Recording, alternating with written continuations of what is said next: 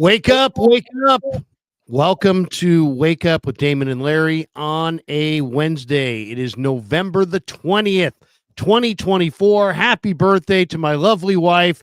It's time for Wake Up. Let's go right now.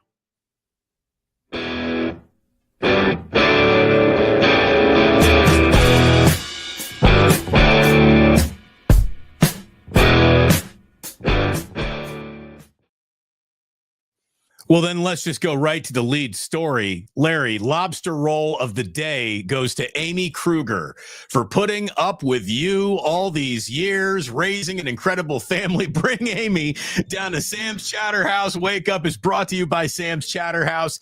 Oh, let me see. What could be on the menu for Amy? Possibly a lobster roll. I bet she's going to like those potato chips, but she's so thin. She's just a little bird. Maybe she's not going to go for them. I don't know. The paella, the cioppino. Either way, Amy, seriously, happy birthday. You're wonderful. We sort of like Larry. We're going to keep him around, but you're our favorite without a doubt, Amy. So happy birthday to you. There you go. I think we both outkicked our coverage by quite a bit. You are literally YouTube. You are looking at the two luckiest, least talented schmucks to ever find pretty girls in their lives. No doubt about it. These two guys, these two faces have hot wives. Unbelievably. How did we do it? It's not because look at it this way. If the ladies married us for our money, the joke is on them. It really is.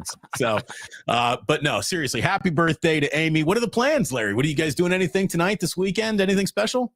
Well, you know, it's kind of, first of all, it's kind of a cold weather November day today. Bringing her to Lambeau Field to watch the Niners this weekend. It's a midweek deal, and I do have to work tonight at 6 o'clock from in the dinner hour. Let's just say on Niners Nightly. So we're actually gonna go. We're gonna try out a pizza place that's near us. She was just kind of checking with the boys this morning on this restaurant that just opened near us. So we're gonna check it out. We're gonna probably order in. We're probably gonna order in. Oh, okay. All right. Well, look, that's great, man. Seriously, happy birthday. And I hope everyone has a great time tonight. And I hope that she, still believes in you more than we might be believing in the 49ers as they head to Lambeau Field. For the first time, Las Vegas is giving the 49ers points this year. They're an underdog for the first time all year. Larry, I saw it open, I think, at 2.5. It's come down to 1 last time I looked at it. But it really is. It's appropriate. It's where the Niners are in their year. They began the year with high expectations and have not met them.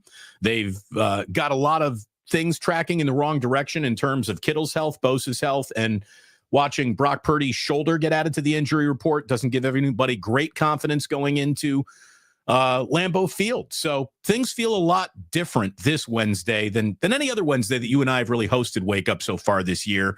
It looks like the shaving cream pie is about to hit the 49ers in the face. They lose this game. They lose Buffalo. That's a lost season. Well, okay, so they're 5-5. I would say, it's not reasonable to think you can make the playoffs and win the division without getting to 10. I think you got to get to 10. You can play the, watch the Cardinals, watch the Rams, watch the Seahawks. Let's see how this thing all shakes out. Or you can just kind of put your head down and say, what do we need to do? I would say I've been following the NFL for a long time. There have been examples of 9-win playoff teams, but for the most part, you got to get to 10. You got to get to 10 wins. And so the Niners have to go 5-2, which means they have to they have to win the winnable games, Arizona, Chicago, and Miami. And then they have to win at least 2 more. I think there's one more winnable game. There's Chicago, Arizona, Rams, Miami. So they got to win those 4 for sure. They got to go 4-0 in those. And then in the 3 daunting games this week at Lambeau, next week at Buffalo, and week 17 against the Lions at home, they're going to have to get one of those. They're going to have to win. They have to win all 4 of their non-hard game, real hard games, and then they're going to have to win one of the hard games. And this is the one that I think they have the best chance at. So whatever they got to do, they got to get ready and show up at Lambeau ready to roll. And this secondary for Green Bay, Damon, is leading the universe in takeaways, led by Xavier McKinney, who's got 7 by himself. So run the heck out of the football this week. A lot of McCaffrey, a lot of Mason, a lot of Garendo. This should be, no doubt, 65-35 run pass split. So, look, I want to know Nick Bosa's status before I do anything like bet on this game. I want to know what Nick Bosa's status is before I start, offering any prognostication to what I think is going to happen, because here's where I am based on just what I saw last week against Seattle. Without Nick Bosa, there's no reason to think this team is going to win this game at all. With Nick, then I'll say right now, they're not going to have Nick Bosa. Okay, then I would be very, very shocked if Nick Bosa played. So would I. He did not look comfortable at all. And you saw, look, with Nick Bosa on the field, the 49ers defense has left a lot to be desired. With him off the field, it really downgrades. And that's when Seattle took advantage. And I just think that, you look at how much more offensively adapt the Packers are than the Seattle Seahawks. And this is Jordan Love with all day in the pocket. This is Josh Jacobs looking at big running lanes. And I could see, not only could I see the 49ers losing this game without Nick Bosa, I could see them getting embarrassed because they're just not creating any pressure. And Jordan Love having all day to just sit back and look for Reed and Dobbs and Watson, that just sounds like bad news to me for the 49ers. Yeah. I mean, I would say this. Niners are going to need to be like +2 in turnovers. Now, there are plenty of teams this year that have been +2 in a game in turnovers, so it's not impossible, but that's what it's going to take. The other guy who's absolutely on the spot is Robert Beal. Robert Beal, in 10 games, has no sacks, no quarterback hits, no tackles for loss. He has been absolutely looks like a monster and doesn't play monstrous. Right, so starting for Bosa if Bosa can't go, right? I don't think he'll be starting. I think you'll probably see Sam O and Leonard Floyd draw the start. But Beal's going to have to play a ton, and he's going to have to produce, and he has not produced. So he's going to, it's a big onus on him if Bosa can't go to play. And then, the other guy is Devondre Campbell. Devondre Campbell was awful in this last game, and D. Winters got the highest graded PFF grade of any 49er defender, and he only played 10 snaps. And I realize this is the homecoming for Devondre Campbell. This is the game that he's circled all year. So I guess you got to play him in this game. But, man, if he doesn't play well early in this game, I am getting him off the field for D. Winters, and I'm not thinking twice about it. And I'm cutting him 48 hours later. So if you're LaFleur, you're looking forward to this, right? I mean, you're going to pick on him. You're going. Who knows more about what he doesn't do well than his last team that cut him, right? Right. And in this last game against Seattle, the thing that I talked about it in the pregame, I talked about it with you. The 49ers were 6th worst in the NFL at defending passes to running backs out of the backfield. So they're not good at defending the short middle. In this game against Seattle, Seattle completed 3 for 3 on Warner and 6 for I think it was 3 for 3 on Warner and 6 for 6 on Campbell. They completed 9 for 9 against the Niner linebackers. That is their problem. That's their big problem. I mean, they don't have rush, and that's a huge problem, but their inability to cover in the short middle is death, because it's too easy of a throw for a quarterback, and they just sit there and they just live in the short middle, and the Niners have no answer. They can't close the space. Well, that's probably something LaFleur is working on this week, because he doesn't have neither of his running backs are, really catch the ball out of the backfield type of backs. 23 catches on the season for Josh Jacobs, but he's more of a, put his shoulders down, run through you type of a running back. So I don't know if, look at it this way, if LaFleur wants to scratch that itch, he's got the talent to do it. He can, but it's really not how the Packers even play. They don't throw a lot to their running backs, but if the other defense is begging you to do it, LaFleur's smart enough to do it. He will take what you give him. So, look, the Packers are pretty damn good at 7-3. The Packers showed how good they were, I thought, in the injury to Jordan Love, where they had a decent enough team to keep on winning, even though they were, dealing with a backup quarterback who in Tennessee looked like, there wasn't a lot there. LaFleur brings out the best in Malik Willis earlier this year to get through a couple of games. And it's really what you want out of a backup quarterback, right? It's the kind of guy that you're sort of developing a little bit, and God forbid you lose your starter for a week or two, he can get you through a game or two. Well, it's a great trade. I mean, they traded for him right at the end of camp. And then, they ran it 53 times in the first game that Willis started. They came back the next week and ran it 37 more, and they won those games. So, Green Bay has only lost to Minnesota and Detroit. Otherwise, they're right there with the Lions. I know the Lions are the team to beat. They've won 8 in a row, 5 of them by 30 points. They lost Aiden Hutchinson, doesn't matter. But if they stumble, Green Bay is going to be there. Isn't it pretty impressive that outside of like a week or two, their pressures went down? Their production and their performance really hasn't gone down in the absence of Aiden Hutchinson. That's what makes the Lions scary. Yeah. They're really good. Brian Branch is a superstar. Yeah. I mean, he's just absolutely a superstar.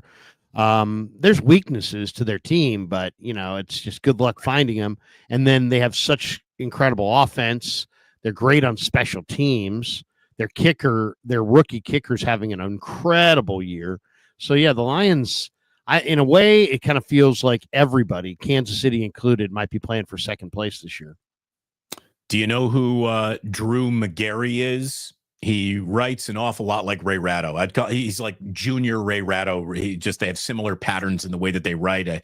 McGarry was at, I think, Deadspin for a while. Then he was at either way, he was writing for SF Gate, and he was writing about the 49ers for whatever reason. And here's what he had to write. Tell me this doesn't sound like Ratto wrote it, by the way.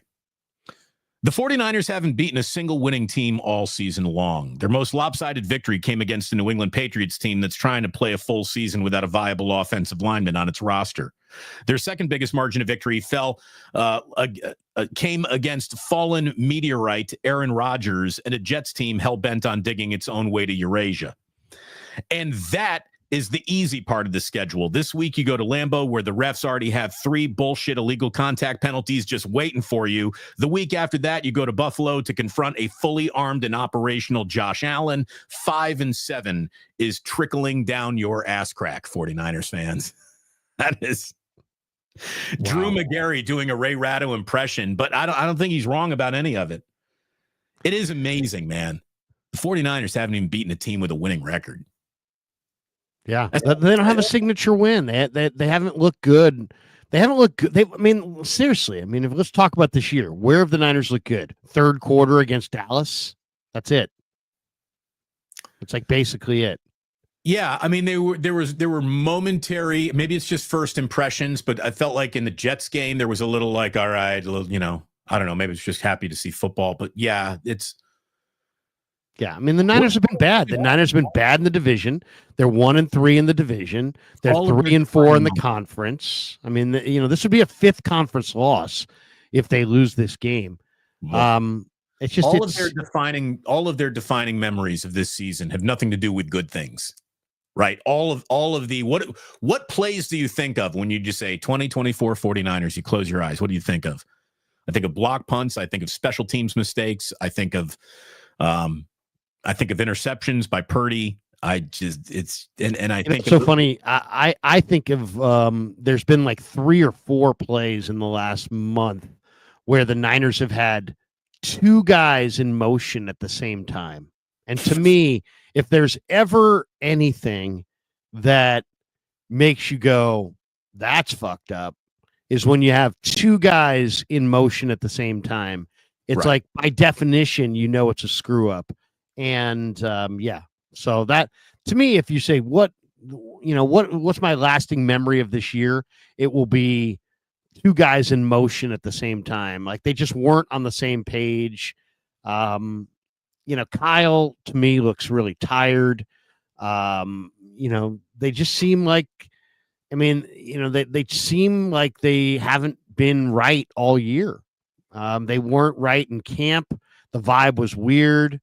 They lost a lot of their swagger when they lost Greenlaw. So he's such a big part of their on-field personality that without him, they don't feel like themselves.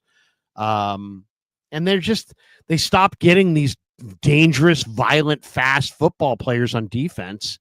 And they replaced them with guys like Devondre Campbell and Robert Beal and Yatir Gross Matos, and it's just not working. Just not working. And I think that the Deebo Samuel was like the physical embodiment of this team's offensive attitude too, playing with violence on offense and running through dudes and yak yards. And as Deebo Samuel has diminished greatly in front of our own eyes, as have the 49ers. I mean, it's the two of them kind of walk hand in hand together. And that's scary because Deebo's got, I'm never going to be as good as you remember written all over him. And if that translates into what we're looking at with the 49ers, then I think a very dramatic offseason's coming, Larry. I think that there is going to be a big turnover. The 2025 49ers are going to look a lot different than the 2024 49ers. And that's going to be a good thing because, it's funny, too, because we're sitting on it, right? Like you and I were approaching this season with degrees of optimism. They remained even through defeats and bad play and mistakes that just were not corrected. Yet we maintained optimism based on the fact we believe in the coach, we believe in the quarterback, and we know that there's real talent on this roster. But it's just, we've reached a point in the year where this is who you are. Like there's no more reason to be hopeful about what you might be because this is what you are. And it's just, it ain't good. It ain't good. And it's funny. It felt like it was about to turn. Like the both of us thought Seattle was going to catch a beating. Like that game really sobered me up, Larry. I don't know about you. Not that I was drunk on Niner Kool-Aid or anything like that, but that Seattle loss at home, that was a sobering defeat. That was like this whole train of this Super Bowl window might have hit its last stop. Well, it was a low possession game, right? So there weren't a lot of possessions in the game. So that is going to make it a low scoring game. I don't know. To me, it's like there's been a lot of frustration with this season. I just don't like the fact that the Niner fans hold Brock Purdy and Kyle Shanahan like more accountable than everybody else. It's like, can we get beyond the head coach and the quarterback? It's like, can we only see the quarterback and the head coach? I mean, Brock Purdy, let's look at Brock Purdy for a second. He's getting ripped by people saying, oh, he's not worth this money. He's not worth a big money extension. He's completing 66% of his passes. He's averaging 8.5 yards per attempt. That's the third best yards per attempt in the entire league. And then because he's under the gun, he's been scrambling. He's got 267 rushing yards and 4 touchdowns. His big time throw percentage is down, but his turnover worthy play percentage is also down. He's holding the ball a lot longer this year because the receivers aren't getting open. And he's scrambling a lot more. He ranks second among all NFL quarterbacks with 37 scrambles on the year because nobody's open. But one thing that you don't see when you watch the games on TV, and let's be honest about this, what percentage of 49er fans watch the All-22? It's a single-digit number. It's less. 0.4%. So nobody watches it at all for the most part. There's no, and so if you don't watch that, then the Niners' biggest problem, which is that their receivers don't separate to save their life, doesn't resonate with you because you're not watching it. You're watching Purdy drop back to pass. Bad results happen sometimes. And then close-up shots of the head coach and close-up facial shots of the quarterback. And then you're like, Purdy's not it. Can't pay him the money. Really? How about Pearsall's not it? How about Deebo's fucking terrible? How about Ayuk is out for the year? How about Kittle didn't play and they don't have a second tight end? How about none of their receivers can separate worth shit? How about those things? But nobody wants to get into that because they're not watching that. They're not seeing that. They're not watching receivers glued to corners and, tight ends who are just standing right next to safeties. They're just saying, oh, Purdy made plays last year. Purdy's not making plays this year. So they use idiotic terms after watching this guy scramble to save his life, like he's playing hero ball. No, he's not playing hero ball. He has a mediocre offensive line. And that is probably being nice. And his receivers went from awesome, and everybody still thinks they're awesome, to a bunch of guys with big name with no game. And that's not so awesome. So all I would say is I think the Niners have two major problems. Their major problems are their awesome receivers now suck, and their awesome linebackers now suck. That's the real problem. They had the best receiving core going. None of those guys can play dead. And they had the best linebackers going. And Fred Warner's totally worn down. Aziz is a Texan, and Greenlaw hasn't played a snap. And they're replacing him with Devondre Campbell, who's ass. So that's the issue. And if we can talk about Brock and talk about Kyle, and Kyle's this and Kyle's that, and Brock's this and Brock's that, and do that all you want for clicks if you want. But that still's not going to change the fact that your receiving core was big name and Studley, and now is big name and weak. And your linebacking core is no longer what it was. And you didn't replace those guys. You lost two awesome linebackers, and you replaced them with nothing, with absolutely nobodies. And you're shocked that you're not good. Look, you can get a lot more attention complaining about a quarterback than actually putting real football issues on the table and discussing them. And there are, people who that's it. That's the only beat they march to is Purdy bad, fire Kyle. Purdy bad, fire Kyle. Right. Purdy bad, fire Kyle. And they don't know how to get off, another beat. And I look, the honest to God's truth. And I understand that every 49er fan, even though for 3 generations of you, none of you have sniffed a championship. Well, I guess you sniffed them. You were in the game. But, no one knows what winning a Super Bowl feels like unless you're, around our age and you're a 49er fan. And you got all these 49er fans saying, well, I won a Super Bowl. Well, that doesn't make you special. Every Tennessee Titans fans want a Super Bowl. Probably more than you do, since your grandfather saw him, and the Tennessee Titans fans don't even know what a Super Bowl looks like. People have been so conditioned to get angry at negative sports results that what Niner fans, and someone's like, second place is for losers. Okay, if you ever said that out loud, what you're telling me is you learned everything you know about sports from watching Talladega Nights and Ricky Bobby. Like the whole, if you ain't first place, you're last isn't supposed to be a sports mantra as much as it's supposed to be a embodiment of how ridiculously Ricky Bobby saw the world. That is not the right way to go about approaching sports. You have never played a competitive sport in your life if you think Super Bowl loser is equivalent to number 1 pick in the NFL draft next year because he had the worst record. And there's Niner fans who think that the team that loses the Super Bowl is the equivalent of the 0-16 Lions.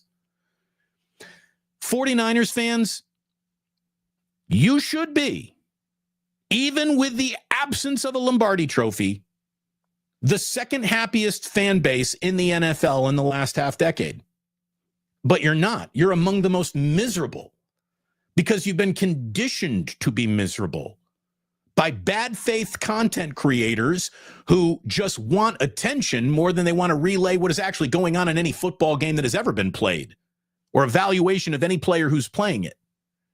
They just want to stoke anger.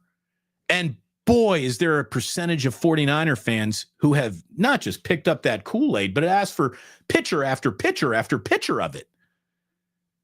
You've been the second best team in all of football for the last 5 years. There's nothing to debate.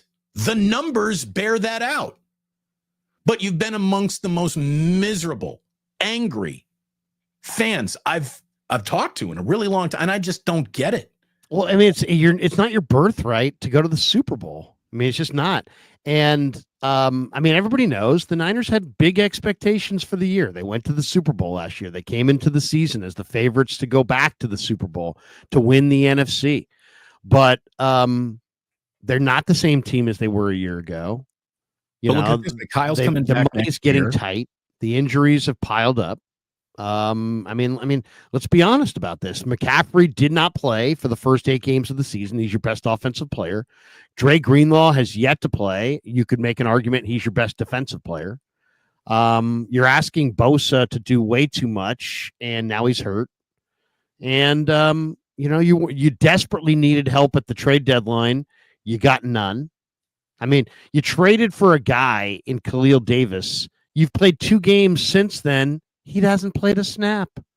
So how good of a reinforcement did you trade for at the trade deadline when you're so eager to get him that he hasn't even played a snap in the last 2 games?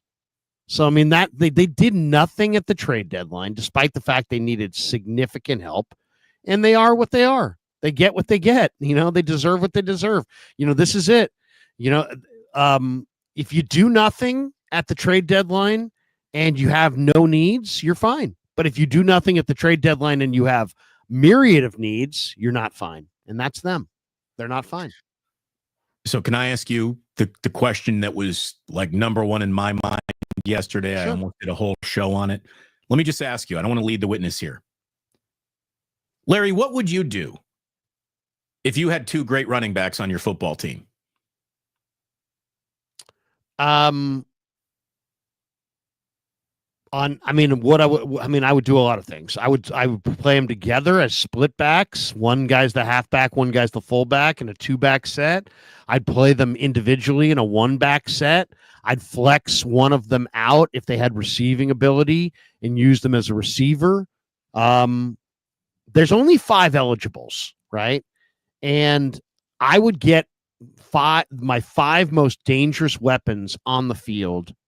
And if they're not ready to play in these other spots, that's on coaching. That's what the practice is on Tuesday, Wednesday, Thursday, and Friday. That's what the week is for. If Garendo doesn't feel comfortable flexed outside and you need to flex him outside, then you need to get him comfortable in the practices. And if you can't, that's on you as a coach, as a staff. It sounds like if you had 2 good running backs, then you would be very interested in mixing, matching them, being creative with them, looking for advantages and disadvantages with their matchups that you can find either, playing, complementing each other or right next to each other. Not Kyle. And there's the thing, like you can complain about Kyle Shanahan all you want. You can complain about Kyle Shanahan, say he doesn't know how to call plays anymore. You're wrong. Doesn't know how to design a game plan anymore. You're wrong. But boy, is he fucking stubborn when it comes to this running back position. Jordan Mason was leading the NFL in rushing yards. And in the last 2 weeks has completely vanished. Why? That's what I don't understand. And that to me is the single most Kyle, I accuse you and you are guilty of, sir, being so focused on one running back that you can't even see the others anymore.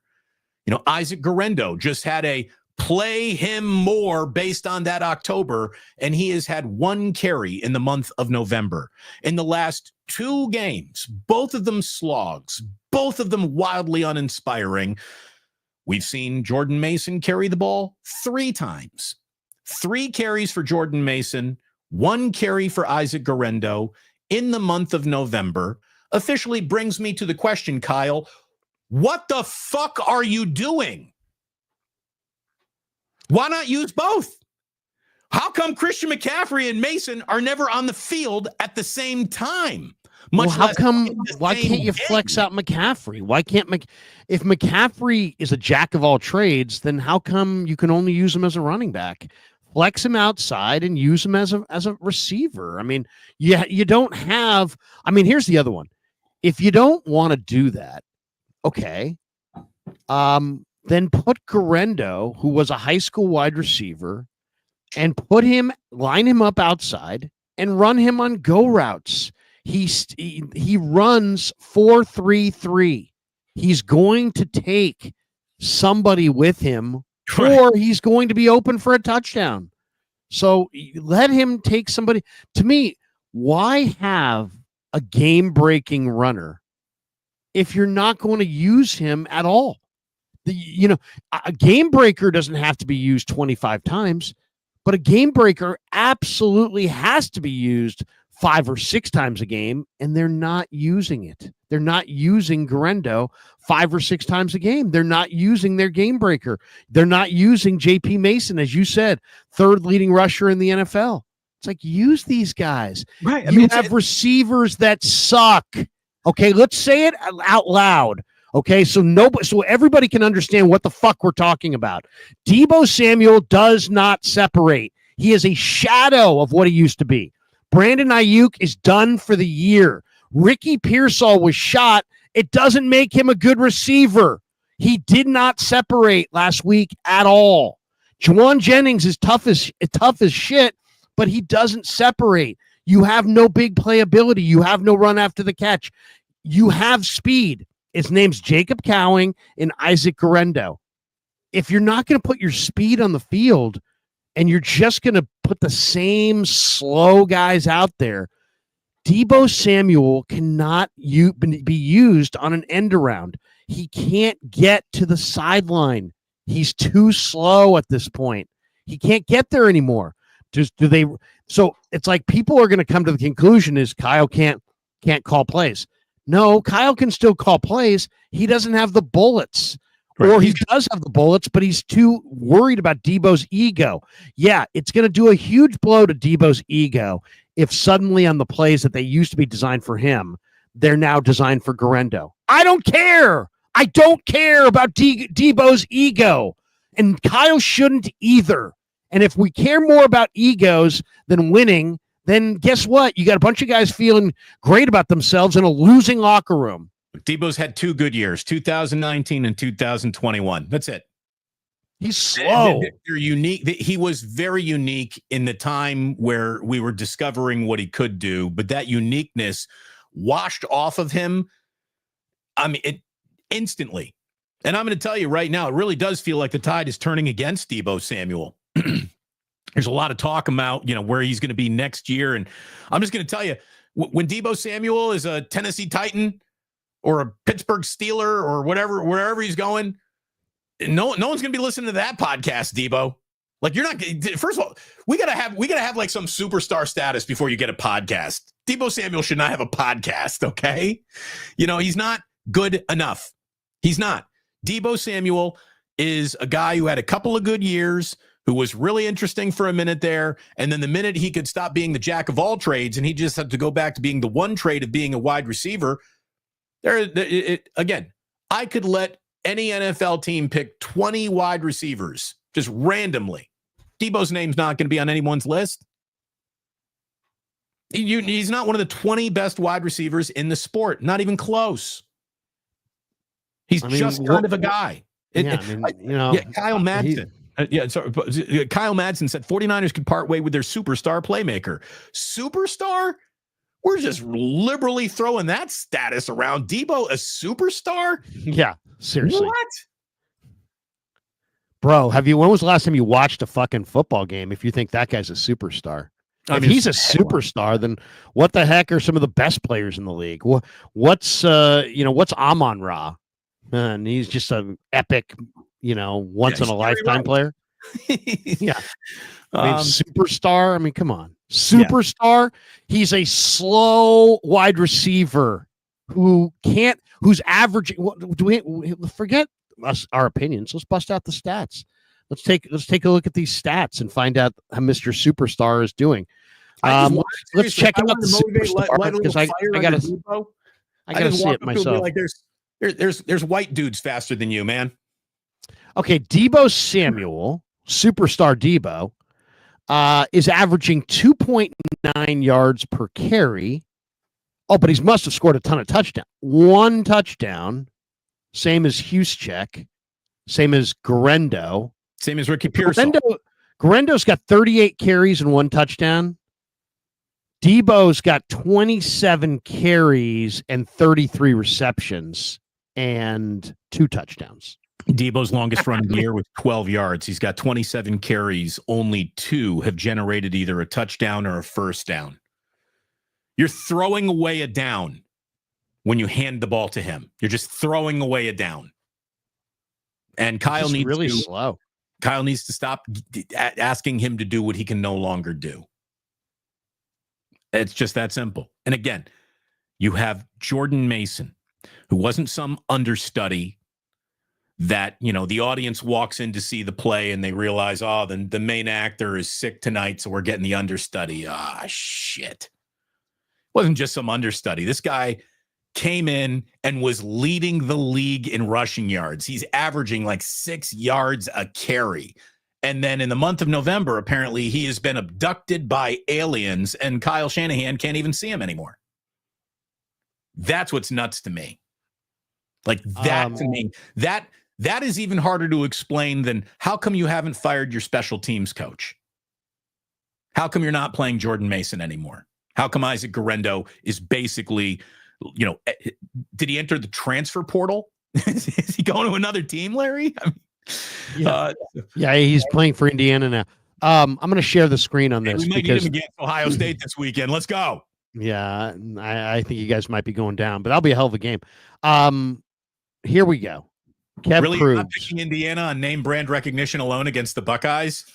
I do love Indiana, actually. I love Indiana a lot. Mikhail Kamara and Surratt and all these guys. Indiana's done a nice job. I mean, that whoever's coaching there deserves some credit. Signetti already got his extension. Yeah, it's hard to get people to come to Bloomington to play football. Not anymore, Larry. And they're doing it. They're doing it. This is a Kev Krueger tweet. Wait a second. I just had it. Hold on. I know that guy. You know that Kev Krueger character. Hold on. Let me see. Here we go. I just had it. There we go. Now we're going back. Okay, here. Now it is. Now we got it. Okay, so this is a Kev Krueger tweet. He says the NFL average separation when targeted, Damon, is 2.97 yards. Here's where the 49er receivers are on separation, because you can listen to me bitch about it, but the numbers are more clinical, and this is more undeniable. Okay, Brandon Ayuk, 2.4 yards of separation on average this year, below the league average. Deebo Samuel, 2.6 below the league average. Jawan Jennings, 2.5 below the league average. Ricky Pearsall, 2.2, including 1.2 against Seattle on the 2 targets that he had. Kev says, I've been pointing this out all season, and now it's becoming a problem. This is the issue, okay? The offensive line is not great and needs a couple more pieces for sure. Brendel has got to be upgraded. McKivitz has got to be upgraded. The offensive line is getting its job done blocking in a way that the wide receiver room is not getting its job done separating. Yeah, I mean, the Niner offensive line is not elite. I'm not going to sit here and try to tell you that it is. But for the bitching and the moaning and the complaining, you would think that the Niner offensive line was a bunch of dudes that they just picked up at a quick stop. And the Niner receivers, to hear guys like whatever, Madsen, whoever he is, say, you know what, Deebo's a superstar, when clearly 2.6 yards of separation show that he is not a superstar. How about this? Who is your least favorite San Francisco 49ers offensive lineman? We all know it's one of 2 guys, right? It's going to be Brendel or McKivitz.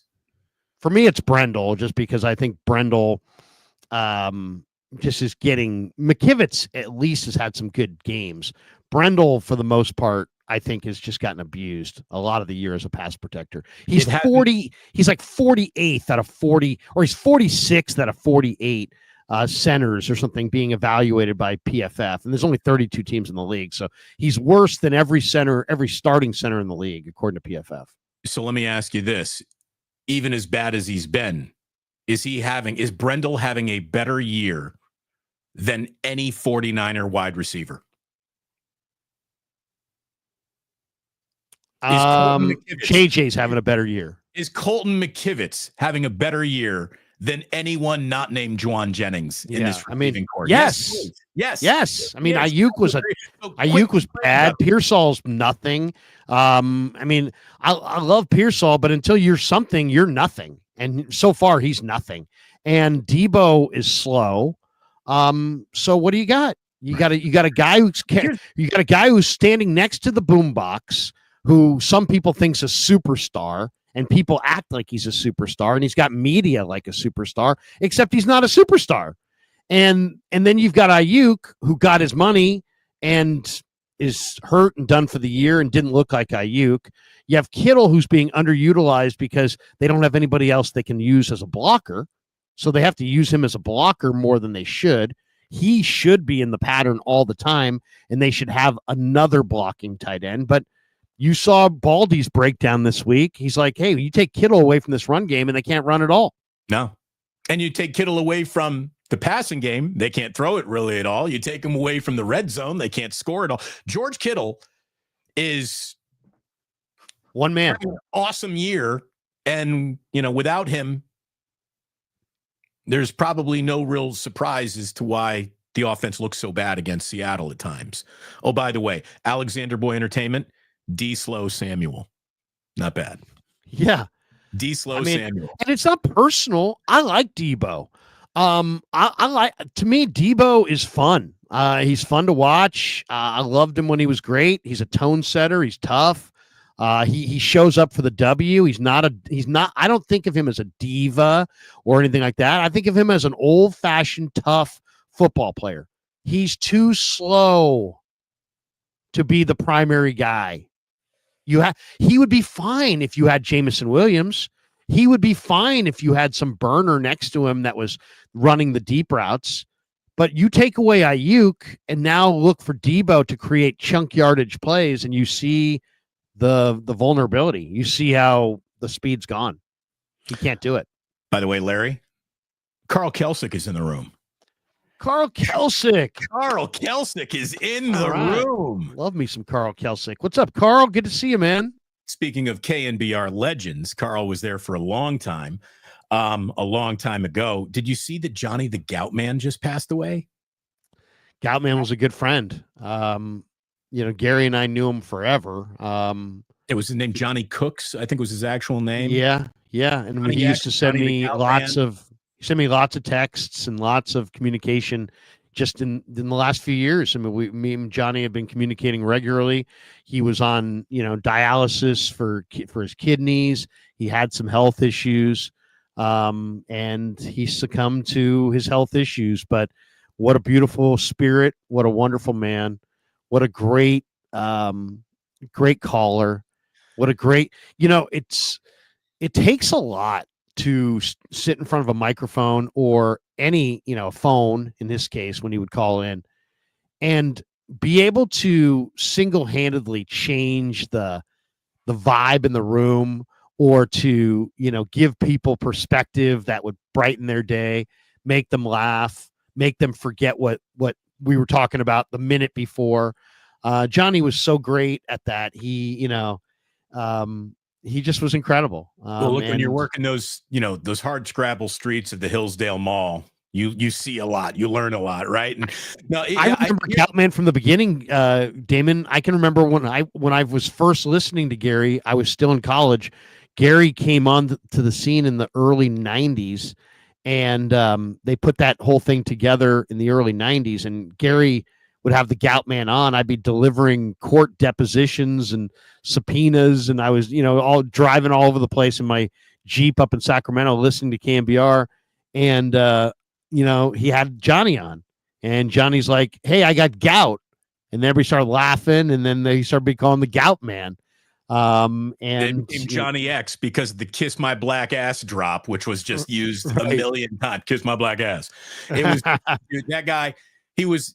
Again, what I miss most about like the old days of sports talk radio were the callers who were more entertaining in some cases than the hosts or any of the actual booked guests. I mean, there used to be such personalities that would come through the radio, and the fact that Johnny X would die the week after Tom Tolbert gets let go, and KNBR has been just irrevocably changed as an important station. It's,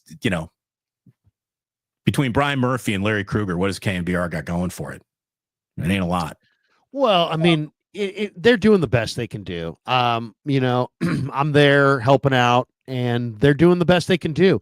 It's not about and anybody who makes this about KNBR is missing the boat.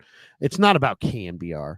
It's about the audience. And as somebody, your kids are little, so they're not quite digesting media. My kids are now in the media digestion, world, right? They're digesting. I have a 14-year-old, an 18-year-old, a 22-year-old, Kev, and then I have a 23-year-old. They don't listen to the radio. They just don't. And I don't know if it's the packaging or if it's the choices they view as better. I love the radio. I've devoted my life to the radio. I sat on my bed and listened to not Pete Franklin, but Ralph Barbieri and Dave Newhouse, Candido. I was there, as a little kid watching the birth of this genre of sports talk, which came about in the 80s. And I think probably somewhere in the 90s, early 90s, I probably knew that, hey, you know what? I want to do this. And then being able to live out a live stream and work at the station that I listened to in 1997 as a 27-year-old was, an incredible dream. And it's been a fairy tale existence, being able to work with guys like yourself, with Gary, with Tom. There's just been, John Lund. I mean, there's just been so many great people that I've had a chance to work with. And I love it. And I love radio. And to me, it's very sad. But my kids don't react to the radio. The music, Apple Music. I mean, I have Apple Music, right? I've got 150 songs that I like on Apple Music. So do I listen to the radio for music? Hell no. No. I mean, it's stupid. I mean, why would I listen to a genre of a station music genre that I like, hoping to hear a song that may be played 4 times a day, when I could go to Apple Music and listen to my 4 favorite songs on repeat, right? On the way down to Levi's today. So it's like, radio's the radio music has been dead for a while. Yeah, but the biggest flaw with the way the talk radio is going through right now, and you say it's not about KNBR, and I get it. Like, everyone's working within a budget. What I'm saying is just there's no sports station who's not subjected to the same trends of the audience going elsewhere. It's not just about KNBR. It's about every talk station in America. But here's the cycle that's never going to allow any radio station to pull up from the nosedive that the entire industry is in, because you're not having any new customers walk into the room. Like you said, there's not a kid under the age of 25 who even gives a shit about the radio. So forget it. You're never getting a new generation. So the only viable business model is holding on to what you got left. And when you replace, trusted generational talents who are real men making real salaries, and you replace them with a bunch of 20-somethings who have never hosted shows anywhere, you are going to start running off your remaining aging customers. So not only are you not bringing in the new customers, but you're actually chasing off your old customers. And that is a cycle of business that is just built to go down the drain. It hit me? It hit me when my father, who's no longer with us, God bless him, I loved him so much, and he fueled my dream and made me have a dream, and then supported me through that dream. He was an incredible, incredible man. But he used to listen to the show, right? So I'd call, check in on my senior parents a few years ago, and the show started at 2. So I'd call him at like 1:30. Hey, Dad, how you doing? Hey, Mom, what's going on? And she'd be like, I'd be like, hey, we got this guy on the show today. You tell Dad, we're going to have this guy on the show. He may want to listen. And my mother said to me at one point, Oh, he doesn't listen live. He listens to the podcast. I said, what? I said, my dad, who walked around with a transistor radio, with batteries that worked at all times, doesn't listen to the show live. He listens to the podcast. I'm like, what do you mean? He listens to the podcast. She's like, yeah, he likes to listen to your show when he's doing his bills and he's sitting in his office, doing his work. So he waits until, the podcast is ready, and then he sits down and he clicks the podcast. And I thought to myself, man, if my 83-year-old father prefers the podcast to the live radio, that should be an indication of where this audience is really going. It's seriously everything about our world, Damon. We don't, even if we could get something right on time, I get the perfect radio show who has the perfect guest and they're talking about the perfect topic exactly when I get in my car.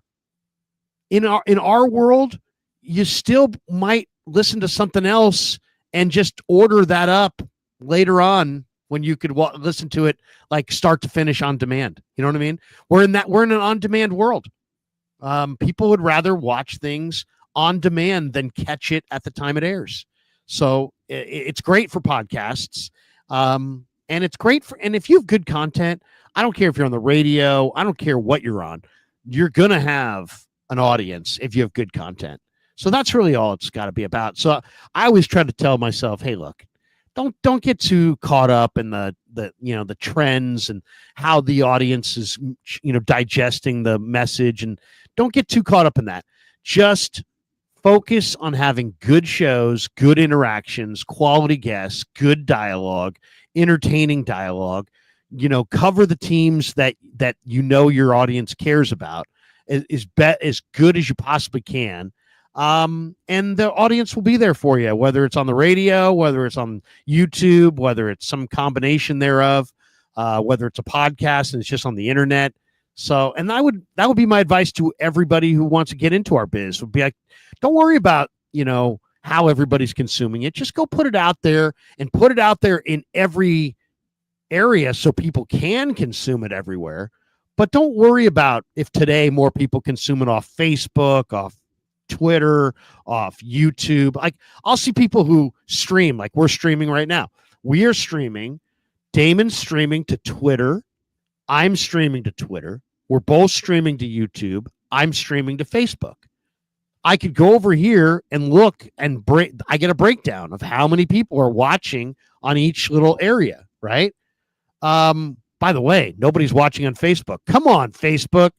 No, but I'm just saying, so you can get a breakdown of where everybody is. I don't trip out on, man, I wish there was more people watching on YouTube than watched on, Twitter. It doesn't bother me, because maybe today you're watching on Twitter, but tomorrow you're watching on YouTube. Maybe tomorrow, Twitter's more convenient. I'd rather just have you watching. Just people to the pool. Just bars open, everybody. Yeah.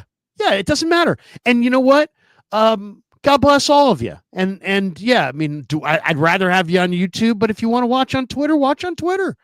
So, Christopher Byers says this. He's probably a young guy. He says, I only listen to the radio when I'm driving.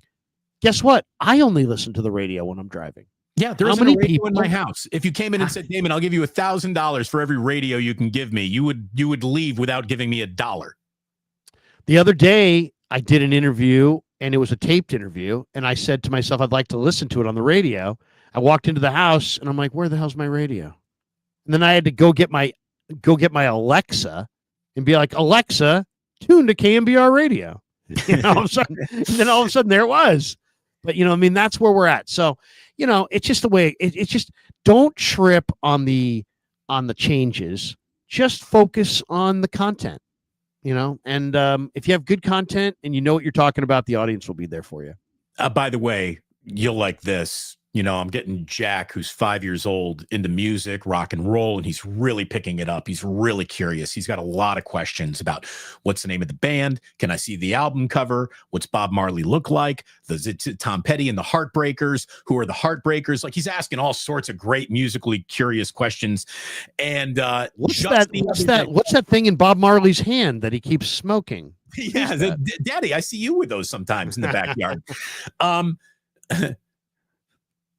That's the reggae, son. No, anyway, Jack the other day just heard Joan Jett in the Blackhearts. I love rock and roll. I love rock and roll. Put another dime in the jukebox, baby. He loved it. Great song. Totally holds its own all these years later. And then I hear him singing it, walking around the house. And again, he's 5. Right. He doesn't know what a jukebox is. And he's saying, put another dime in the juice box, baby. Because that makes sense to him, right? The juice box. He knows what a juice box is, but no juice box. Put another dime in the juice box, baby. I was laughing because I was listening to Papa the other day, and they were talking about some song, and Papa thought it was something else. And have you ever been singing the lyrics to a song like wrong for like a decade? Yes, that's actually called. There's a name for that. Fish called their last festival the Mondgreen Festival, and Mondgreen is when you misinterpret a song's lyrics. Okay, so that's what Mondgreen means. You remember that song in the 90s? We were something for our sins. We were merely freshmen. Have you heard that? Remember that we would suffer for our sins. Yeah. Yes. My wife thought it was we would stop for 40 cents. We would stop for 40 cents. We were merely freshmen instead of we would suffer for our sins. We were merely freshmen. So I used to think that ZZ Top's slip inside my sleeping bag was Supersonic Sleeping Man. And I sang that for years. I'm like, Supersonic Sleeping Man. Yeah. And so I shared that story about Jack in the Juice Box on Twitter. Some of the responses I got from dads who hear their kids sing other lyrics. He's like, the other day I had AC/DC's Dirty Deeds on. Dirty Deeds. Done dirty cheap. He's like, my kid says, dirty deeds, thunder cheese. Thunder cheese. Thought it was thunder cheese instead of thunder cheap. Anyways, look, there is your jog around radio memories for the day. Larry, I see we got a lot of super chats. Let's definitely get to them. And we got a couple of other sort of from the other outposts around the NFL stories to get to before we wrap up today. Let's get into some supers. All right, let's hit it. Fuji Simeon. Hey, Fuji. He says the most challenging task ever, scheduling availability of older kids for family meals and dinner plans. Realistic plan to secure the third wild card spot. Keep winning. Oh, well, the third wild card spot let me check the wild card spot, actually. I thought you meant the third spot as far as the playoffs. The NFC West winner is probably going to be the 3 seed. So they would take on the 6 seed in the first round, whoever the 6 seed is. As far as the wild card, I haven't even looked at it. Let me see. Let me take a look real quick. They're now the 49ers are the 10 wild seed. Card's not coming out of the West. Come on. I would think not. Let's take a look, though. To the NFC North. So right now, the Niners are the 10 seed. Okay.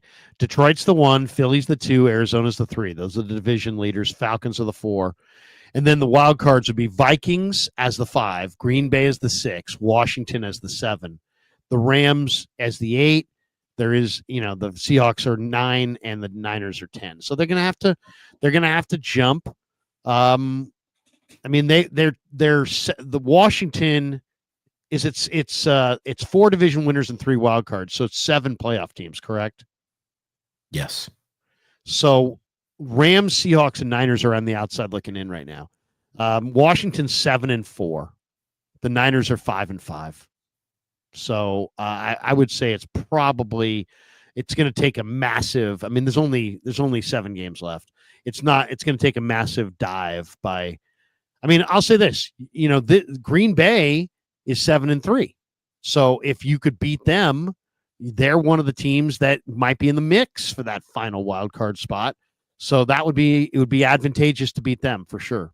Look at it this way. If you have to pick and choose which road game do the Niners win on this 2-game road trip, you choose Lambeau Field every time. Yeah, no question. Okay, we've got that one from Fuji Simeon. 6 more in there, so thank you. And it is true about getting your older kids for meals. I always before I start making something, I'll always be like, hey, who's going to be here tonight? And then be like, Dad, I got a date. Dad, I'm going to be playing poker with some friends.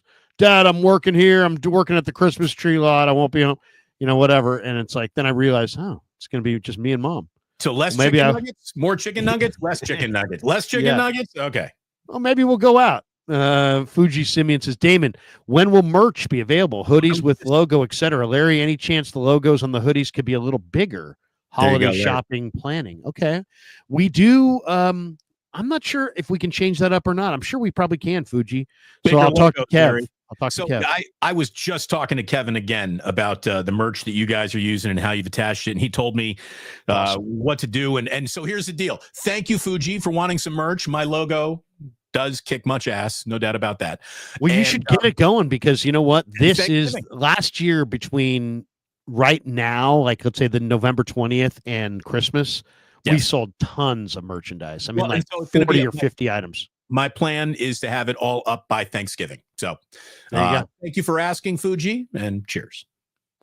We've got Mike Baker in the house. He says, are issues fixable off season or are we in a rebuild mode? Oh, no. It's definitely fixable. The 49ers, let's just say this. When you're on top, it looks like you're always going to be there. When you're not on top, it looks like you're miles away from there. They're not on top, but they're not miles away. They need Greenlaw back. They need another really good linebacker who can run. They need a free safety. They need another defensive end. They need an impactful defensive tackle. They need at least 2 offensive linemen and a receiver that can really run. I mean, that's a lot of needs, but it's not endless and it's not impossible. I feel like I could put that thing together in 1 year. Mike Baker says we went from projected 2 wins or to win every game to this. Yeah, the 49ers are underdogs by the way for the first time all year this week. Rightfully so. Yeah. Jack Jackson says fire the offensive line coach, Chris Forster. It's not Shanahan, not the defense, not the play calls. Watch Johnny Dell Academy. This offensive line are not blocking. Chris Forster is one of the most respected O-line coaches in the game. I think it's safe to say he ain't going anywhere. But what they need is they need a better center and they need a better right tackle. They got a good right guard. They got a good left guard. He's a free agent. They got a good left tackle. They even have some decent depth, but they need a starting center. I mean, I tweeted this yesterday. I said I showed my mock draft where I had Zach Frazier from the West Virginia Mountaineers going to the Niners in the mock draft. Zach Frazier is leading all rookies or all linemen, I believe, in a couple key categories. He's doing really, really well. They need it, and Mason McCormick as well. Steelers had an amazing O-line draft, and look at how good of a season they're having. Yeah, I wonder if that's correlated. Look at how good Detroit's offensive line is. Wonder if that's correlated.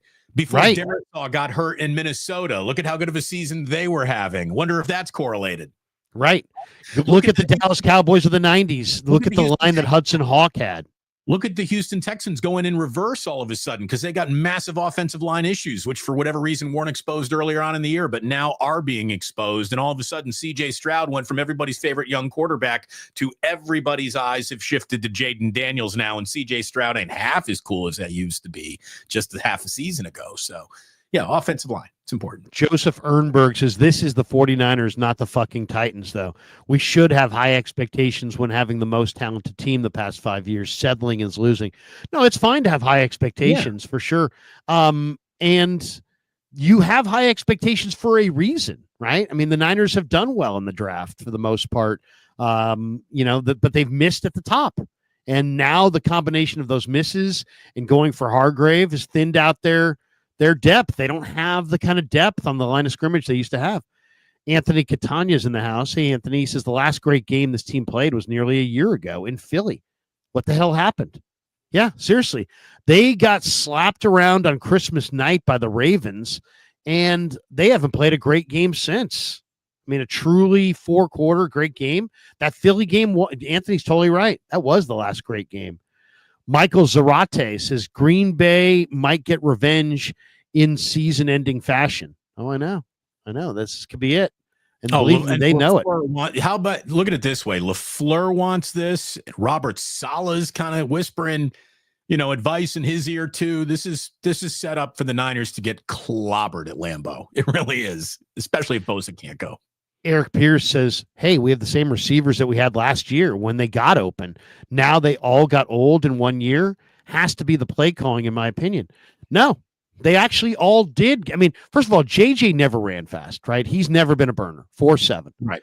And Cowling and Pearsall weren't even here last year. Deebo has slowed down. I mean, look at what he averaged last year and look what he's averaging this year. It was like 6.1 yards per catch. He's like 2.1 yards per catch. So he's not the same guy. IU clearly was not the same guy. I mean, before he went out, he didn't look anything like the same guy. So yeah. All these guys, they didn't have big time speed to begin with. They needed big time speed. And here, let me just make this point. What did the Chiefs go for in the draft? They went for Xavier Worthy. They went for a guy who could really run. Well, guess what the Chiefs just did yesterday? The Chiefs signed Tyquan Thornton, who was just waived by the Patriots to the practice squad. Why? And they released Cornell Powell, who's been in their organization for a few years. Well, why did they want this guy who's not that great why did they want Thornton? Because Thornton can run. Thornton is a burner. Thornton is a absolute, 4-3 burner. And the Chiefs understand the value of speed. So they added a super fast guy to their practice squad so that if one of their guys goes down, well, they can at least put a guy out there that can stretch the field. And the 49ers badly need that. If he can stretch can he do anything more than stretch the field? I mean, if he had this guy Thornton cannot at all, he would have been on the Patriots roster, right? I mean, right. He's not good. But my point is just that you see the Chiefs understand the value of impact speed because it creates space. Offensive football at its core is about nothing more than creating space. And defensive football at its core is nothing more than closing that space down. So how do you create space? You create space with power. You create space with quickness. You create space with speed. And you create space with play design. And the Chiefs create space in all of those ways. And the Niners, for the most part, used to and don't really create a lot of speed right now or don't have a lot of speed or quickness. Fuji Simeon says certain things that will occur: death taxes and an unsuccessful Deebo jet sweep. Larry, any draft picks you have your eye on? Wide receiver speed and separation. I can't. I got all kinds of guys. Yeah, I don't even want that segment right now. We're not ready for it. We don't need it. Yeah, I mean, no, I haven't looked at a lot of wide receivers, but I'll say this: go look at Ole Miss. Ole Miss has a couple wide receivers that are really, really good. Fuji Simeon says, LOL, Larry, until you are something, you're nothing. Facts. Yeah, exactly. Sarah,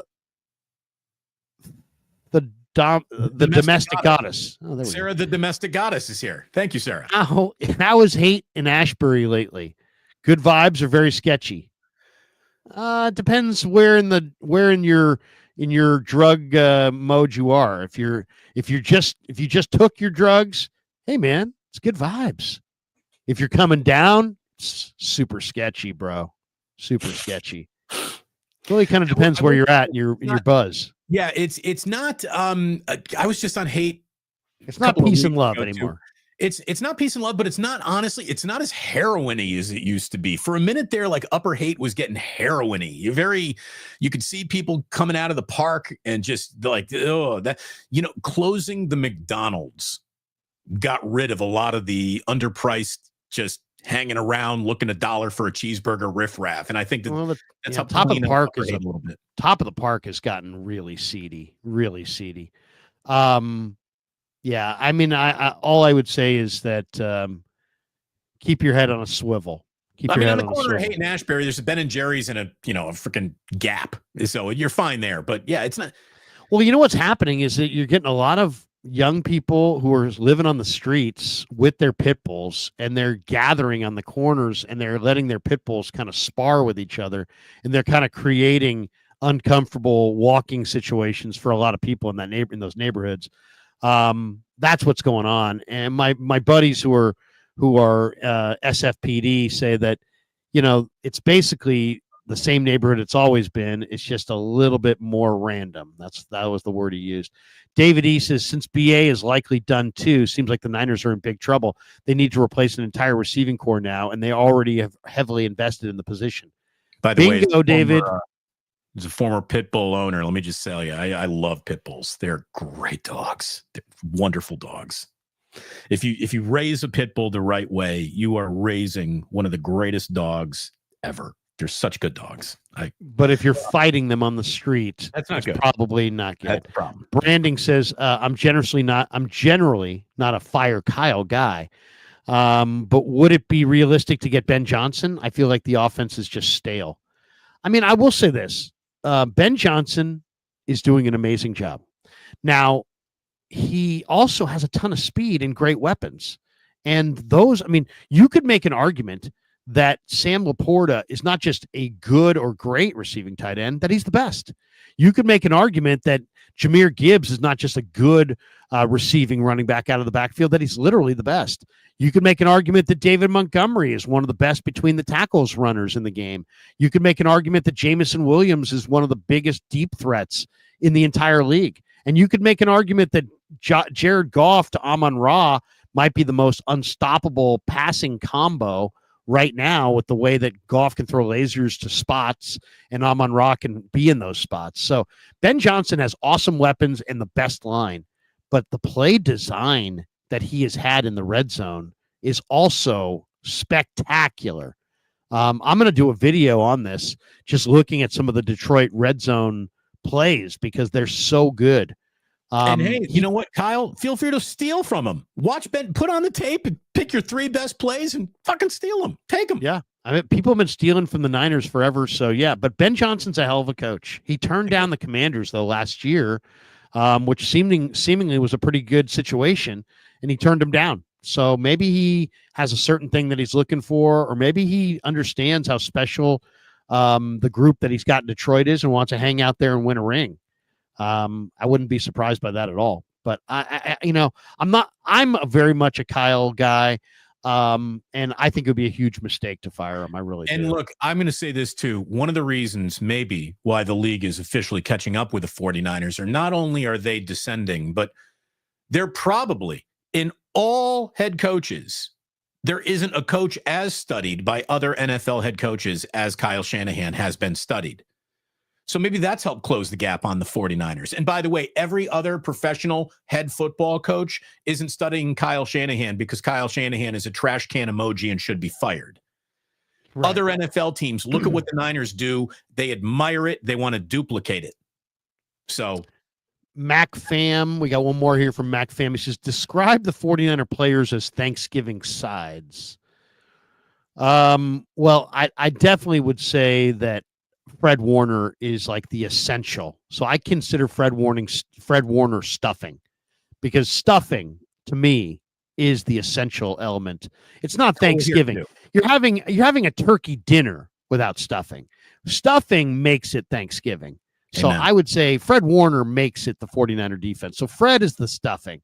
We've been eschewing turkey on Thanksgiving's last few years for what have you been doing? Rib. Oh, you've been prime rid rib of turkey. But I still make stuffing with the prime rib.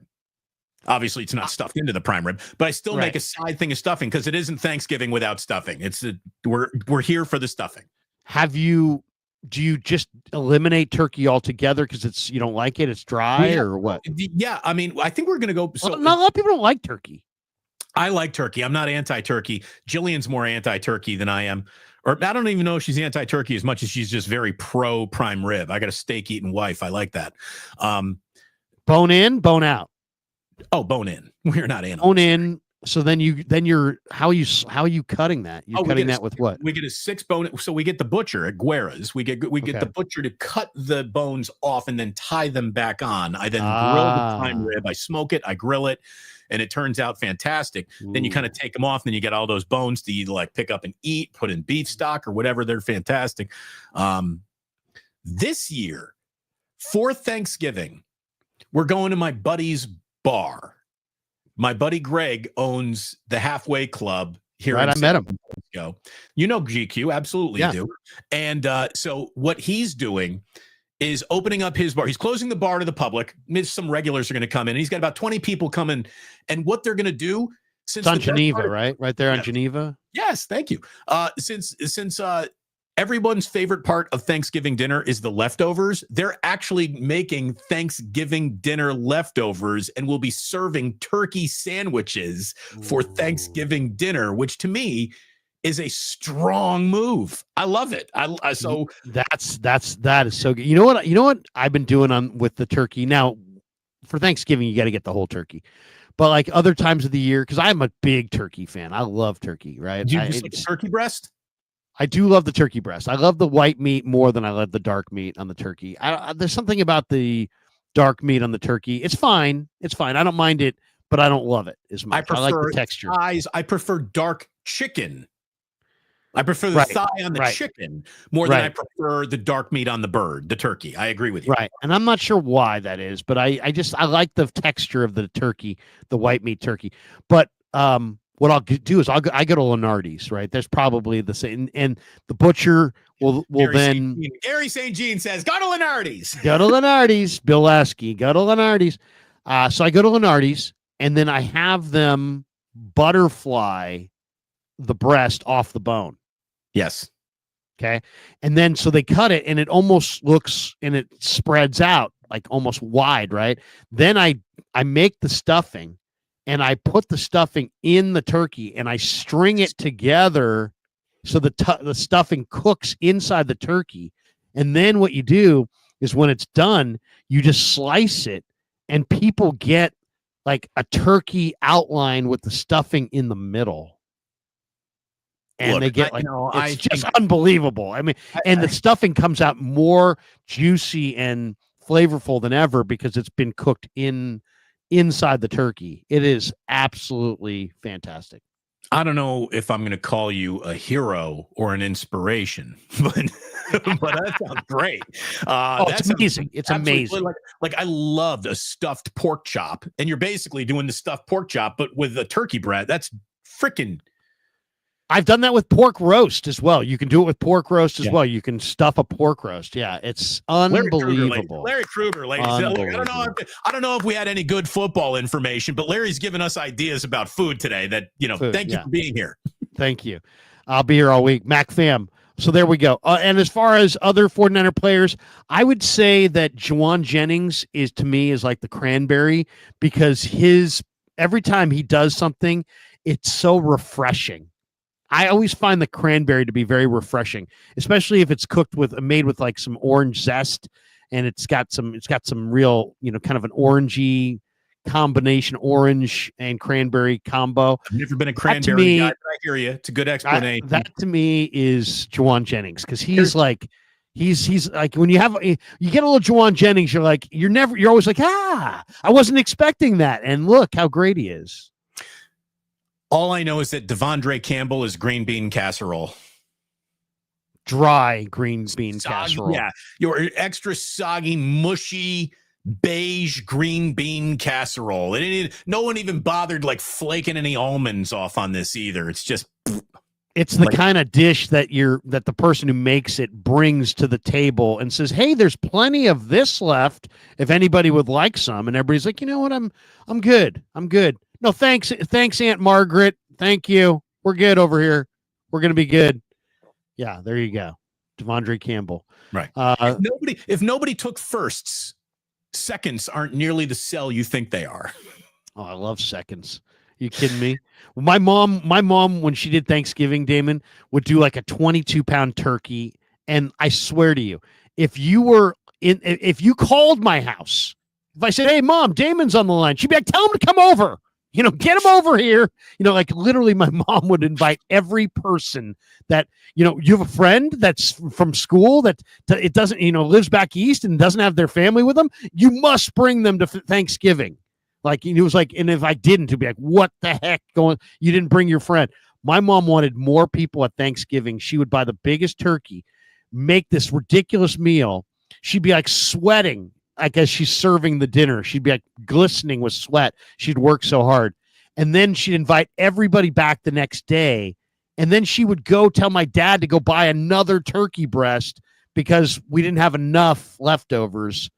So she wanted like more leftovers. I mean, she was a special woman. You talk about memories of your father and, the stupid things that you fought about are turn into warm, fuzzy memory. My dad and I used to go to war over the remaining in the bird stuffing.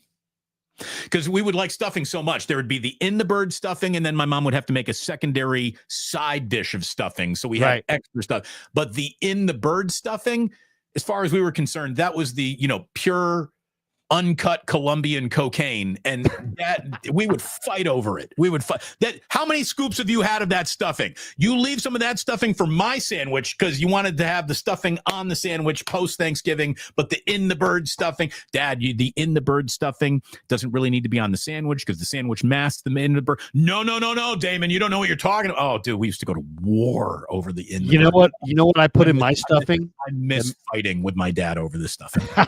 You know what I add to my stuffing? Italian mild Italian sausage. Oh, yes. Sage and amazing.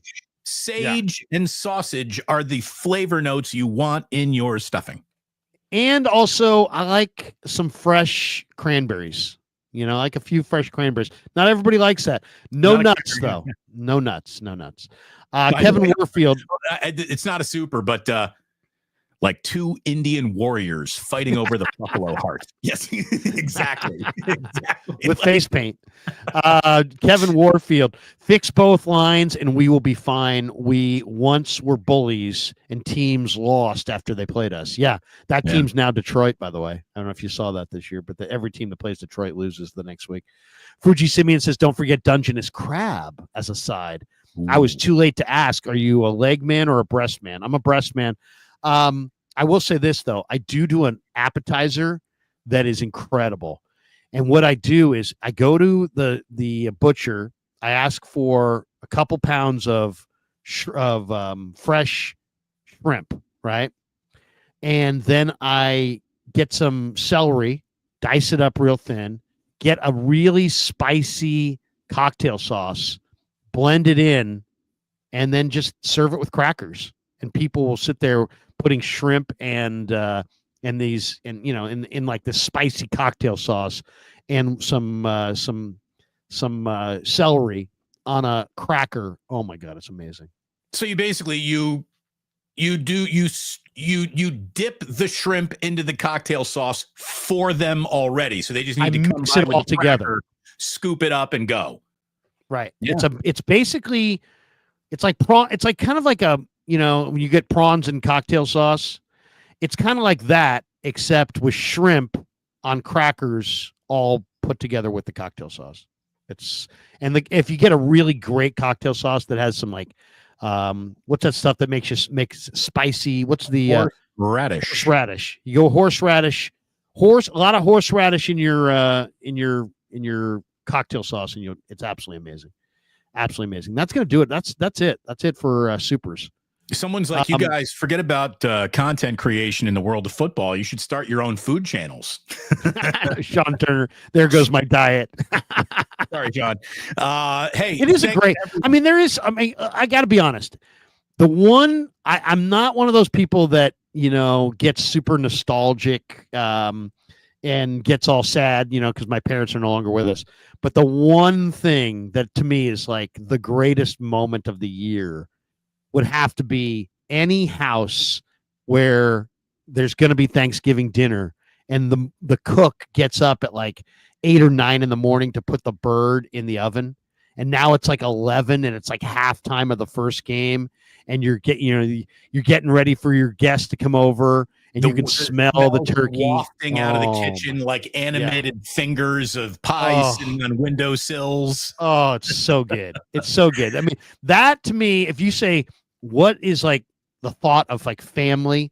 It's Thanksgiving, watching some football, usually Lions losing at halftime, smelling the bird, and just getting ready to just right, like 2 in the feast. afternoon. It's all coming together. Yeah, those at are 12:30 on Thanksgiving. The smell in the house when the turkey's cooking is just awesome. I know we're wrapping up here, Larry. Again, thanks so much to Sam's Chowder House for sponsoring us. As always, everyone hit like and subscribe across both channels if you would, please. I know it's been a rough week for 49er fans. Can we wallow in a little other misery before we tip off today? Sure. The Jets have fired Joe Douglas. And Larry, I wish that we could have a time machine, go back, because I'm sure that Joe Douglas and Robert Saleh were all high-fiving each other when they heard that they're getting Aaron Rodgers. I wish I could take a time machine, go into that room and just say, the both of you have just signed your own death warrants, by the way. Aaron Rodgers will be the end of this franchise. And you heard that Woody Johnson wanted to bench Aaron Rodgers back in week 4. That's a big story today. This is why meddlesome owners don't deserve to be anywhere around a football field. Ridiculous. Absolutely ridiculous. And look at Joe Douglas, by the way, Damon. Look at Joe Douglas. He drafted this year Olu Fashanu, who's a really good offensive lineman, Malachi Corley, Braylon Allen, who's been really good. Last year, they drafted Will McDonald. 2 years ago, they drafted Sauce Gardner, Garrett Wilson, Jermaine Johnson, Breece Hall. Joe Douglas was the problem. Yeah. I mean, yes, they invested in number 1 in Zach Wilson. It didn't work out. Yes, they went down the Aaron Rodgers road. But it sounds like Woody Johnson really grabbed the reins the last couple months and was like, basically just saying, I want this, I want to do this, I want to do that. Don't do this, don't do that. So it sounds like Joe Douglas had lost control to Woody Johnson. So, by the way, there's a short Johnson. Joe Douglas is a good GM though. He knows personnel. Yeah. There's no question he does. There was a short that came out that I put out where it's me screaming at Niner fans for just, wanting to fire Kyle Shanahan. And I'm just saying, get him to Chicago as fast. If you seriously are dumb enough to fire this guy, get him to Chicago as fast. You want to know what bad coaching is? Here you go. Let me describe the Matt Eberflus era to you in one statistic. The Chicago Bears had a 71.3% chance to beat the Packers on Sunday and lost. And over the last 3 seasons, they've now blown 5 leads with a 90% chance or higher of winning that game.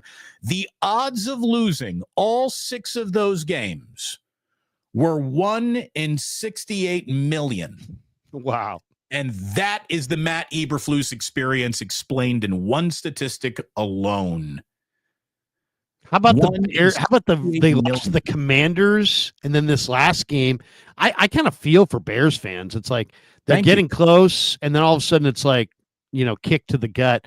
One step forward, 2 steps back. 1 step forward, 2 steps back. That's all it is. It's a never-ending cycle of it's about to get better. Oh, shit. No, it's not. It's about to get better. Oh, shit. No, it's not. So you're going to bring in a new head coach. Well, unfortunately, the new head coach didn't pick that quarterback. So now we're going to need a new quarterback. Now you go back to the new quarterback. Well, then you're now on a new head coach, and the new head coach didn't pick that quarterback. And so now you get that guy gets fired, and the next guy comes in, and it just never stops going around and around and around and around. And it's Virginia McCaskey must die. Okay. That's where we are. That's the only thing that's going to help. Also, would you like to wallow in a little Cowboys misery? 17 points. They have trailed by 17 or more points in all 5 of their home games. The first time in franchise history that's ever happened.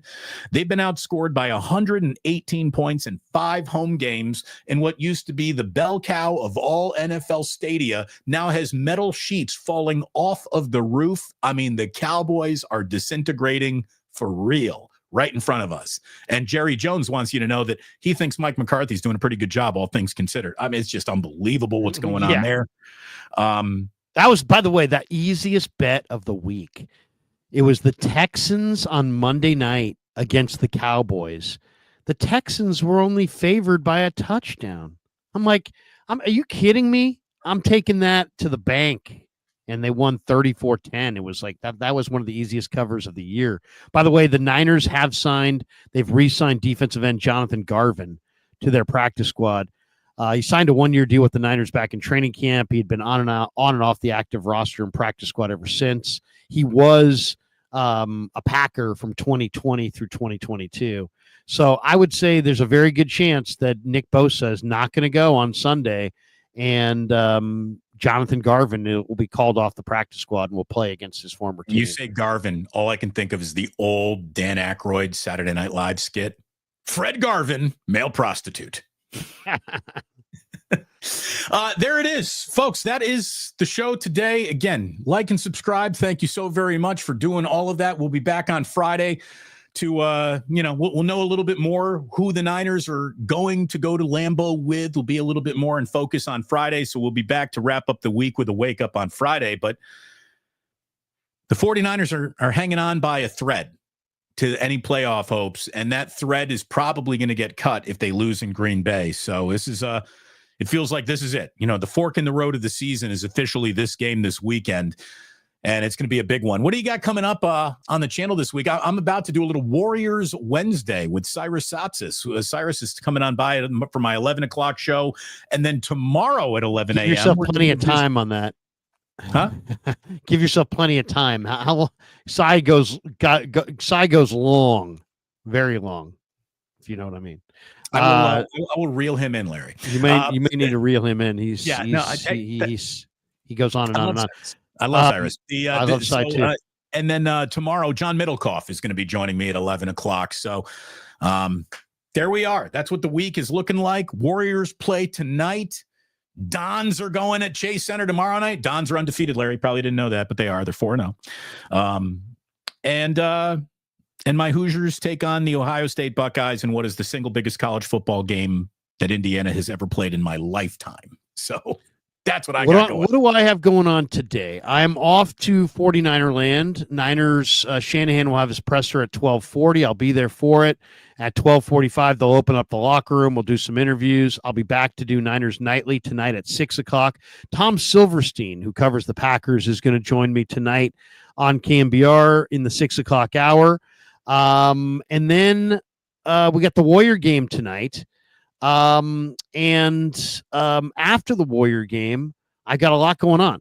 I've started a brand new post-game Warrior podcast / video with the great Al Madrigal, who's going to be joining me after every Warrior game this year. Doing a little short, kind of a short video recapping the game. And then I will go live tonight after the Warrior game with Cyrus, with Paulie Mack is going to be in the house tonight, and maybe some others as well. So we'll go live tonight after the Warrior game. And then tomorrow we'll be down at Niner practice again, and JD's going to join me on Niners Nightly tomorrow. Damon and I will be streaming again on Friday morning. Chase Sr. and I stream on Friday mornings as well.